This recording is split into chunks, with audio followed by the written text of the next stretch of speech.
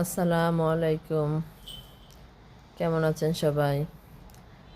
তালের পায়েস রান্না করব, এই জন্য সব উপকরণ নিয়ে চলে এলাম আপনাদের কাছে।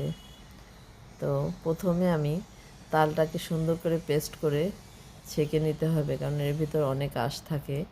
1 কাপ পরিমাণ নিয়েছি, পোলাও চাউল নিয়েছি হাফ কাপের কিছুটা কম, দুধ নিয়েছি হাফ লিটার, আর চিনি আর নারিকেল কোড়া নিয়েছি।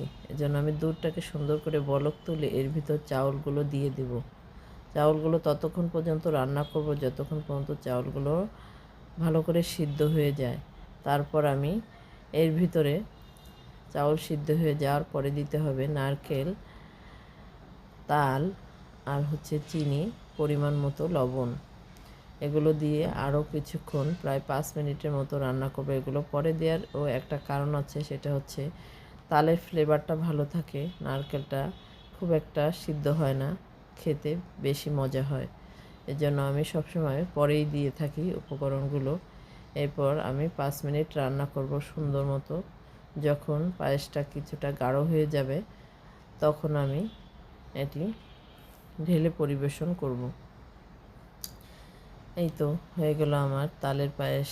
তো কেমন হয়েছে অবশ্যই ট্রাই করবেন। ভালো লাগলে লাইক করবেন, শেয়ার করে পাশে থাকবেন, আমাদের জন্য দোয়া করবেন। আল্লাহ হাফেজ।